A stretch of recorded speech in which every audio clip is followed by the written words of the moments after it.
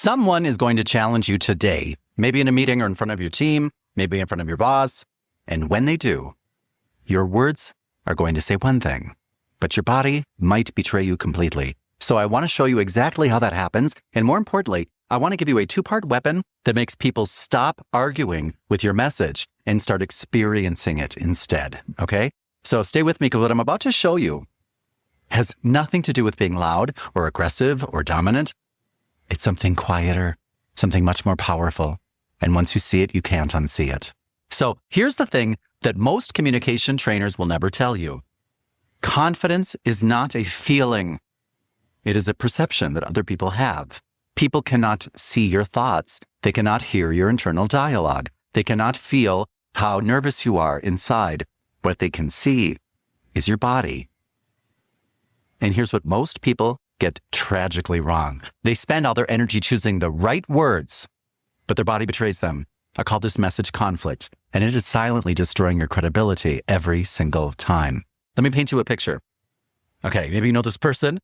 They say, I'm not nervous about this presentation at all. And they're grasping the table and they're blinking a lot. Or somebody says, I'm completely open to feedback. And their arms are crossed tight and their jaws clenched. You know what I mean? Their words said one thing, but their body said another. And nobody believed the words. This is message conflict. And it shows up in the moments that matter most. Like in group presentations, family conflicts, any moments where you feel pressure and your body decides to tell on you. Here's what it looks like in real time. Fast blinking, nervous smiling, touching your face, looking around the room for approval, shrinking in your chair, laughing at something that's not funny, people that keep talking faster and faster, people who apologize with their posture before they even open up their mouth. Learn the name, message conflict. Once you can name it, you can eliminate it. And I'm going to show you exactly how, right after I tell you about the weapon that changes everything, the 1-2 punch. Okay? Powerful communicators do not send one message. They send two.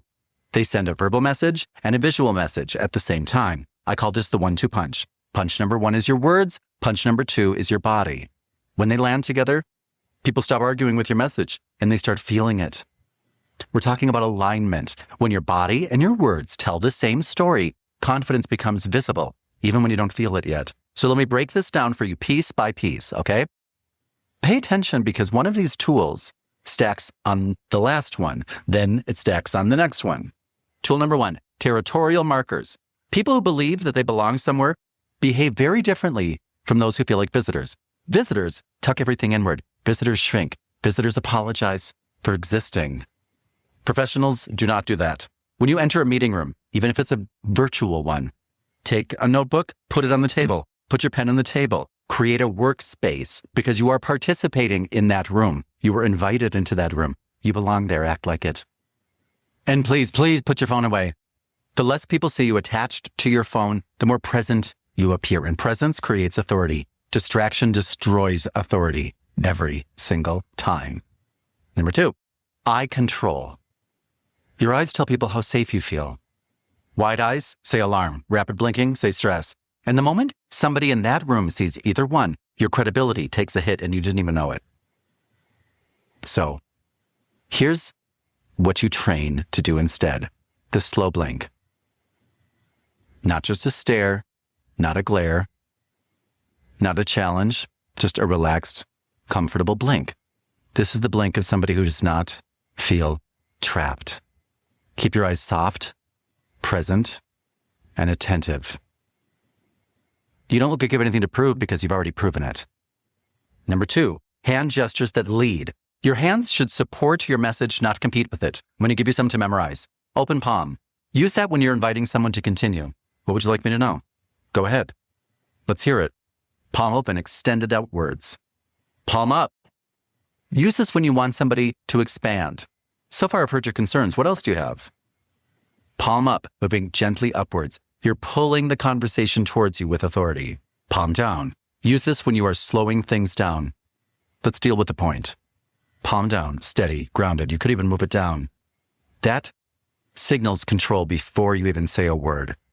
That right there is the 1-2 punch working in real time. The body reinforces the message. The message reinforces the body. Here's one of my absolute favorites. Pay attention to this one, because I'm only going to say this once. Then say it, and stop. Don't repeat yourself. Don't explain yourself. I'm saying this once. The finger signals the limit. The words define the limit.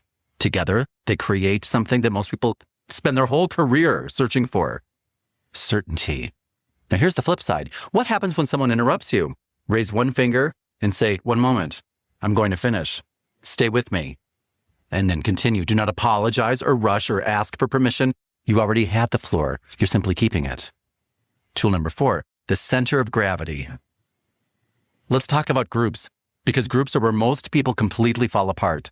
Don't do that. Picture this. You're in a meeting. One person criticizes you. Another one laughs. Another one piles on. Somebody else rolls their eyes. Most people do the worst possible thing.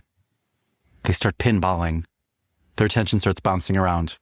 The critic, the laughter, the eye roll, the audience, everywhere. Don't do that. Every group has a center of gravity. The person driving the energy. The person that everyone else is taking their cues from. The unofficial leader. They're the person who matters most in that moment. Sometimes it's your boss. Sometimes it's just the loudest voice. Sometimes it's the quietest one in the corner, who everyone keeps glancing at. Find them. Keep your eyes locked on them. Not aggressively. Consistently. Keep coming back to them. That's where the conversation is actually happening. All right? This is the move that separates the strong communicators from the weak ones. When everyone on the edge of the group takes a cheap shot, you don't chase it. You return to the source and say, sounds like there are several viewpoints here. Let's start with the concern that you raised. Or, I think we're discussing several things at once. Let's identify the primary issue. You're not reacting to the noise. You're identifying the signal. Strong communicators do not chase echoes. They address the source. So, here's some phrases that I want you to memorize before you leave this video and practice using your body. When you say that, what exactly are you asking me to do? Walk me through how you arrived there. If you'd like to discuss it directly, I'm comfortable doing that. Let's stop circling the issue and address the issue, all right? If there's a concern, let's put it on the table. One of my personal favorites, delivered directly to the center of gravity without a hint of aggression. Do not play with me. If there's something that you'd like to say, say it. Calm, direct, unafraid. Now let's talk about word radar. You need to start listening for these words. They're almost always placeholders. They signal a hidden meaning, okay? Words like concern, perception, some people, interesting, feedback, uncomfortable.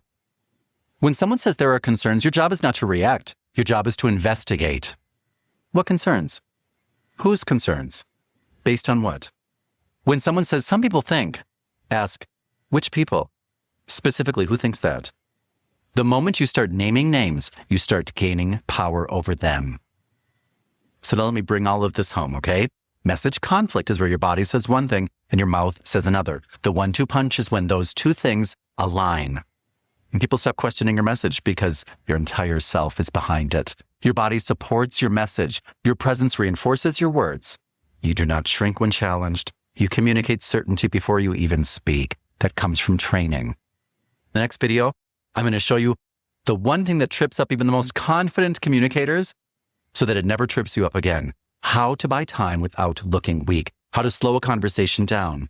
Create thinking space and control the pace without appearing defensive, evasive, caught off guard, anything like that. You don't want to miss that one. So make sure that you subscribe to this channel. It's free. And whatever you got out of this video, whatever you got most, drop a comment. Let me know which tool you're going to bring into your next conversation and join this channel. If you think that you're subscribed, check and make sure that you are.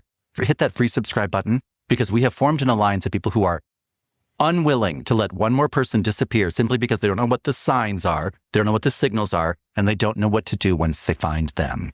We do. And we are not letting anybody else disappear just because they don't. We are lifting each other up and out. So if that sounds like something you'd be interested in doing, join us. And I'll see you in the next lesson.